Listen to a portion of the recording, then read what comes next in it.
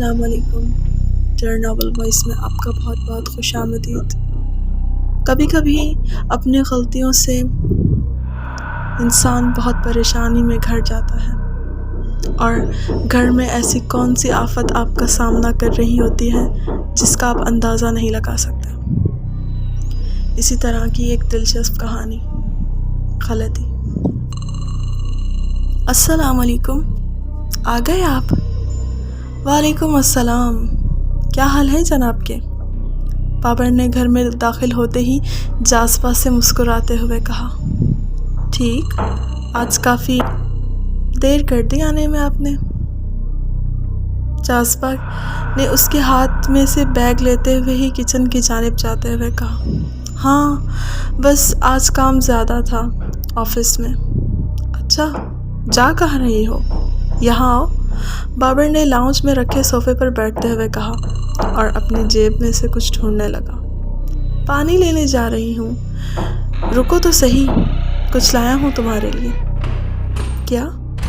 جاذبہ سامنے آئی اور مسکراتے ہوئے ہتھیلی آگے کی.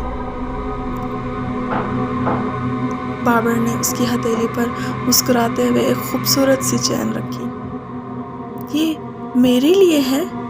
جاذبہ نے حیرت سے دریافت کیا. تو اور کس کے لیے؟ بابر نے مسکراتے ہوئے کہا. تو اس نے فوراً وہ چین ہاتھ میں لی اور بہت شکریہ ادا کرتے ہوئے کہنے لگی. یہ تو بہت خوبصورت ہے. اس نے مسکراتے ہوئے چین کو دیکھتے ہوئے کہا. گولڈ کی ایک خوبصورت باریک چین تھی جس میں ایک لال رنگ کا موتی ڈلا ہوا تھا. ویسے گولڈ کی چین میں موتی کون ڈالتا ہے؟ بابر وہ بھی لال رنگ کا؟ جاذبہ نے تعجب سے دیکھتے ہوئے چین کو کہا. کیوں اچھا نہیں لگ رہا؟ تم ہی تو کہتی ہو کہ تمہاری ہر چیز خاص اور نئے سٹائل کی ہونا چاہیے.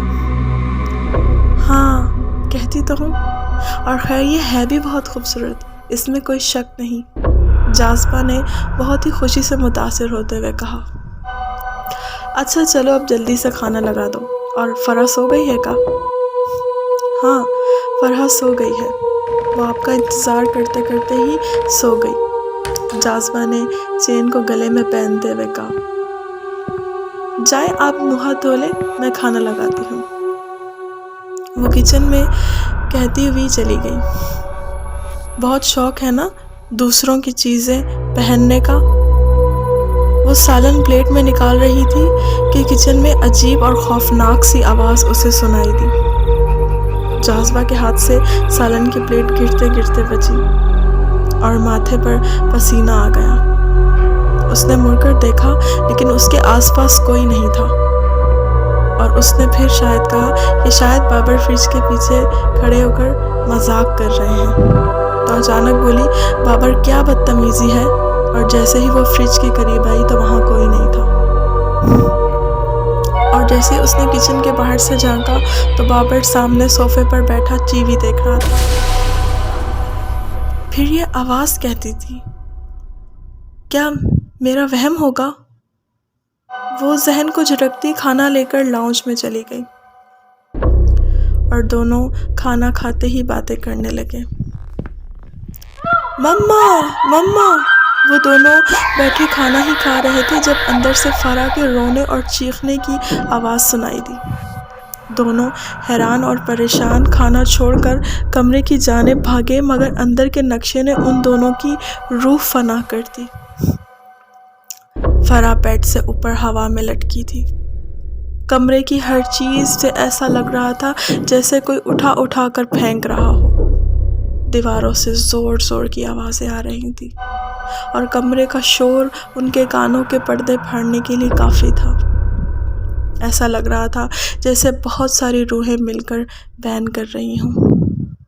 اس سے پہلے کہ وہ کچھ دونوں سمجھتے جاذبہ کے گلے میں ڈالی ہوئی چین کو کوئی پیچھے سے کھینچنے لگا. جاذبہ کے منہ سے چیخ نکلی. بابر نے جاذبہ کو کھانستے ہوئے پکارا. تو جیسے ہی ہوش ہی اڑ گئے بابر کے. اس نے دیکھا کہ کوئی ہاتھ جاذبہ کی چین میں اسے کھینچنے کو لگا ہے. اسے تو کچھ سمجھ ہی نہیں آ رہا کہ وہ کیا کرے، ایک طرف بیٹی تو دوسری طرف بیوی، اور اچانک سے یہ کیا آفت تھی۔ مگر ڈرتے ڈرتے ہمت کر کے اس نے پوچھا، کون ہے یہاں؟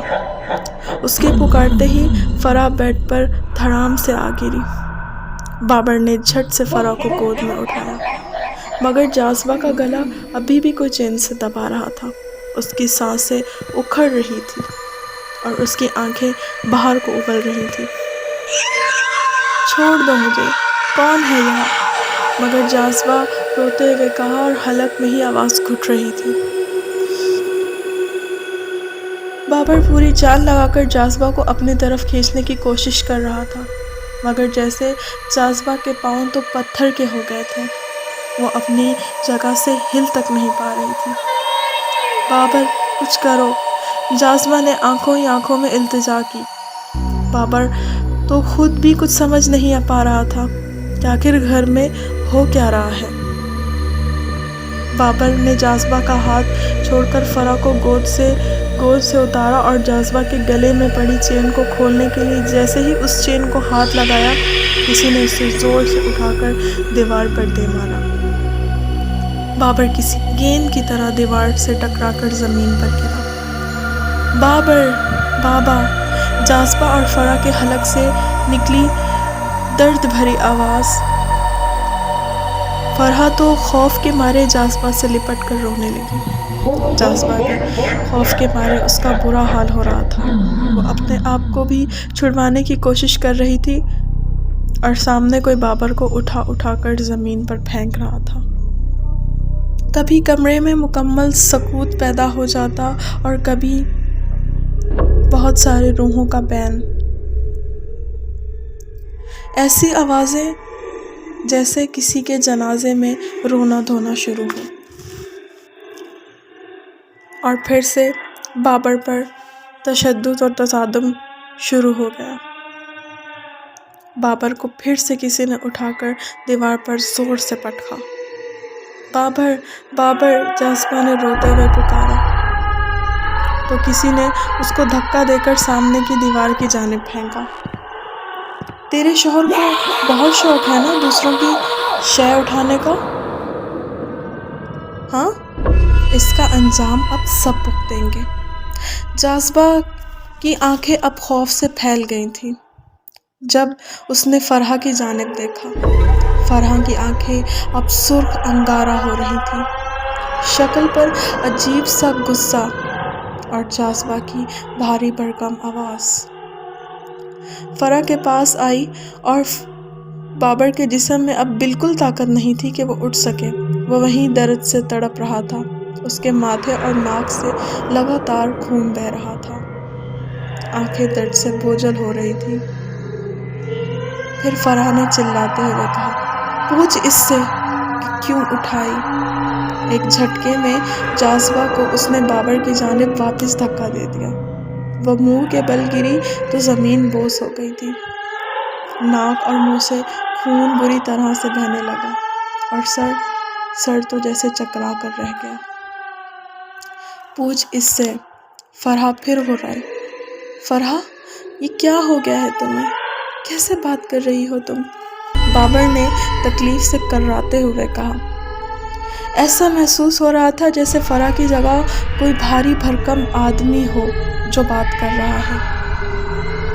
ایک وحشت بھری مردانہ آواز تھی جو کانوں کو پھاڑ دیے دیتی تھی۔ جواب دے میری بات کا۔ فرح نے اپنا ہاتھ ہوا میں اٹھایا اور اشارہ کیا، جیسے ہی اشارہ سامنے کی دیوار پر لگا بلب چھناکے سے ٹوٹا اور ٹیبل پر رکھا لیمپ بھی اٹھا کر اس نے جاذبہ کے سر پر دے مارا تھا۔ جاذبہ بے دردی سے تڑپنے لگی۔ کون ہو؟ کیا چاہتے ہو؟ چھوڑ دو میری بیٹی، مگر جاذبہ نے تڑپتے ہوئے کہا۔ اس کے کہتے ہی ایک جھٹکے سے ایک ہوئلہ فرح کے وجود سے نکلا اور سامنے کھڑا ہو گیا۔ یہ ہوئلہ ایک سیاہ اور سرخ آنکھوں والا تھا۔ بابر اور جاذبہ کی دیکھ کر چیخیں نکل گئی تھی۔ فرح تو یوں ہی گر کر بے ہوش ہی ہو گئی تھی۔ دونوں سامنے کھڑے اس سیاہ اور بدنما سائے کو دیکھ کر خوفناک اور جھلسے ہوئے چہرے والا کالا سایہ تھا وہ، جس کی سرخ انگارہ آنکھیں اس کے منہ پر سجی تھی اور باقی نقوش تو سمجھ سے باہر تھے۔ لمبے ہاتھ، لمبے دانت، عجیب سے بال اور جھلسا ہوا کالا چہرہ جو کئی راتیں نیند سے بے جان کرنے کے لیے کافی تھا۔ اچانک پورے کمرے میں وہ گول گول گھومنے لگا۔ عجیب و غریب سی بدبو پورے گھر میں پھیل گئی اور پورے گھر سے عجیب و غریب آوازیں آنے لگی، وہی روحوں کا بین، بلیوں کی آوازیں اور کئی جانوروں کے رونے جیسی آوازیں شروع ہو گئیں۔ باہر کتوں کا مسلسل شور بڑھ گیا اور بھیڑیے جیسے رونے لگے ہوں۔ جاذبہ کی تو جیسے اب سانس ہی بند ہو گئی تھی۔ کیا چاہتے ہو؟ بابر نے پھر بھی خوف کے عالم میں پوچھا۔ بابر کے منہ سے الفاظ نکلے ہی تھے کہ وہ کالا سایہ اس کے پاس آیا۔ تیرے کیے کی سزا اب تیرے سارے گھر والوں کو ملے گی۔ تیری بیٹی خمیازہ بھگتے گی، یہ میرے ساتھ جائے گی۔ یہ کہتے ہی اس خوفناک سائے نے خوفناک طریقے سے ہنسنے لگا۔ کیا؟ میں نے کیا ہے؟ میری بیٹی کو چھوڑ دو، اسے ہاتھ بھی مت لگانا، بابر نے طیش میں اور روتے ہوئے کہا، اور اٹھ کر فرح کی جانب جانے لگا، مگر تکلیف کے باعث وہ لڑکھڑا کر گر پڑا۔ اتنی دیر میں وہ سایہ فرح کو اپنے کاندھے پر ڈال چکا تھا۔ یہ جو چین تم نے اپنی بیوی کو تحفے میں دی ہے نا، یہ میری منگیتر سارنگا کی تھی۔ اس سائے نے ہاتھ لمبا کر کے جاذبہ کی گردن سے چین کھینچتے ہوئے کہا اور ہوا میں غائب ہو گیا۔ بابر کا دماغ تو سائیں سائیں ہونے لگی اور دماغ کی ساری نسیں جیسے پھٹنے سی لگی ہوں۔ سارا واقعہ اس کے ذہن میں دوبارہ اجاگر ہو گیا۔ آج شام جب وہ آفس سے نکلا تو گاڑی میں بیٹھے اچانک پارکنگ میں لگے پیپل کے درخت کے نیچے اسے یہ چین گری ہوئی ملی۔ اس نے ادھر ادھر دیکھا کہ شاید یہ کسی کی چین گری ہے تو شاید وہ کسی کو لوٹا سکے، مگر اس کے آس پاس نہ کوئی گاڑی موجود تھی اور نہ کوئی زیرو۔ اسے لگا شاید یہ کسی کی چین گری تھی تو شاید وہ شخص وہاں سے جا چکا ہے۔ وہ چین اتنی خوبصورت تھی کہ بابر اسے اٹھائے بنا نہ رہ سکا اور اس میں لال رنگ کا لگا موتی اسے اپنی جانب کھینچنے لگا۔ اور گھر آ کر اس نے جاذبہ سے جھوٹ کہا کہ وہ خرید کر لایا ہے۔ مجھے معاف کر دو فرح، معاف کر دو، مت لے جاؤ میری بیٹی کو، چھوڑ دو۔ بابر روتے ہوئے منت کرتا رہا، مگر اب وہاں کوئی نہ تھا۔ جاذبہ بے ہونک سی بنی ہوئی بابر کو دیکھتی اور کبھی کمرے کو دیکھتی۔ مجھے معاف کر دو جاذبہ، مجھ سے غلطی ہو گئی تھی۔ بابر ہاتھ جوڑے سامنے بیٹھا تھا۔ ایک غلطی نے زندگی تباہ کر دی تھی، ایک ایسی غلطی جس نے ان سے ان کی فرح چھین لی۔ نہ جانے وہ کس حال میں ہوگی، کبھی انہیں واپس ملے گی بھی یا نہیں۔ خدایا کبھی راہ میں چلتی ہوئی ایسی چیزوں کو کبھی نہ اٹھائیں۔ اگر آپ کے سامنے آپ کو کوئی بھی ایسی چیزیں پڑی ملیں تو آپ ان کو ہرگز نہ اٹھائیں، ہرگز ایسی چیزوں کو اپنے گھر نہ لے کر آئیں۔ ہو سکتا ہے کہ ان کے ساتھ ایسی آفت اور بلائیں بھی آپ کے گھر آ جائیں اور آپ کسی مشکل کا شکار ہو جائیں۔